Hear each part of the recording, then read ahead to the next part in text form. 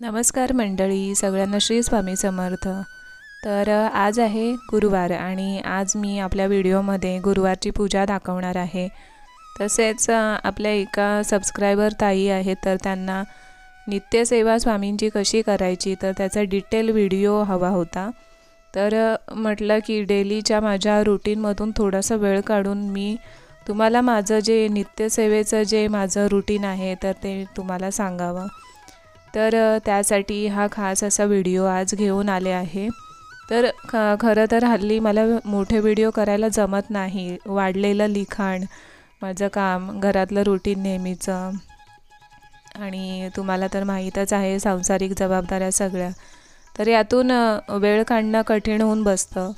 आणि त्यात भरीस पडलेलं आहे ते म्हणजे माझं कमरेचं दुखणं, तर ते जरा जास्तच वाढलेलं आहे। त्याच्यामुळे खूपच म्हणजे कमी मेहनत करून सगळं करावं लागतं।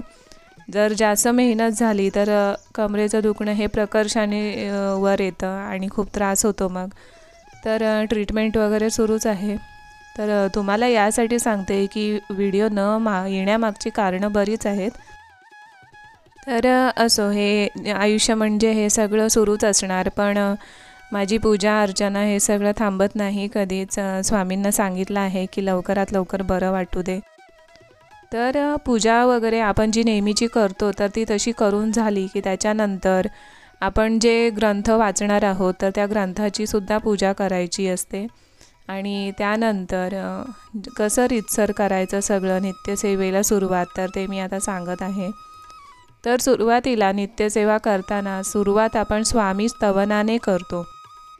तर नित्यसेवा स्तोत्र मंत्राचं जर पुस्तक तुमच्याकडे नसेल तर तुम्ही यूट्यूबला सुद्धा लावू शकता किंवा गुगलला सुद्धा आजकाल सगळं मिळतं, PDF फाईल्स मिळतात, तर त्या डाउनलोड करून तुम्ही करू शकता।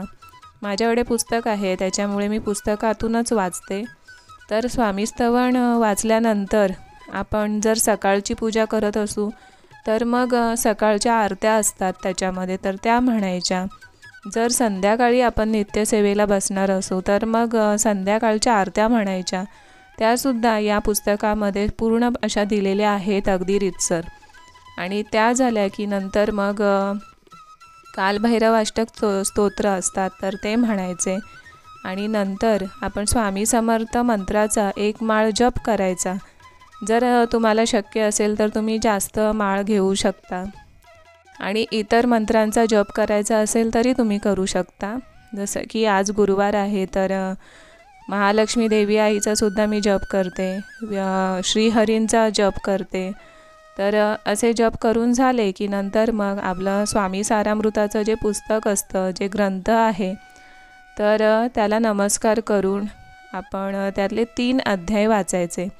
म्हणजे आज 3 अध्याय वाचले की उद्या त्याच्या पुढचे 3 अध्याय, तर असा क्रम ठेवायचा। आणि जेव्हा 21 अध्याय संपूर्ण वाचून होतात तर त्याच्यानंतर दुसऱ्या दिवशी पुन्हा पहिल्यापासून वाचायला घ्यायचं। तर हे झालं। आणि ज्यांना शक्य नसेल की तुम्ही ही एवढी सेवा करू शकत नाही नेहमीच, तर मग आपण आपला जो गुरुचरित्राचा 14वा अध्याय असतो आणि 18वा अध्याय, तर असे 2 अध्याय आपण वाचले तरीही चालेल। आणि अगदीच काही शक्य नसेल तर नामस्मरणाची ताकद ही खूप मोठी असते। तर आपण जिथेही असू, जसेही असू, मनातल्या मनात नामस्मरण सुरू ठेवायचं।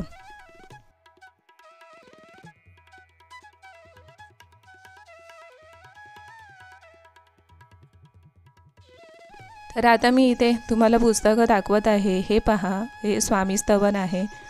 या आरत्या आहेत सकाळच्या आणि संध्याकाळच्या। तर या पुस्तकामध्ये सगळ्या देवी देवतांच्या आरत्या आहेत। तर मी सगळ्याच म्हणते ज्या क्रमाने दिलेल्या आहेत। आणि शंकराची आरती आहे ती सोमवारची म्हणायची, कारण सोमवार म्हणजे आपल्या महादेवांचा वार असतो।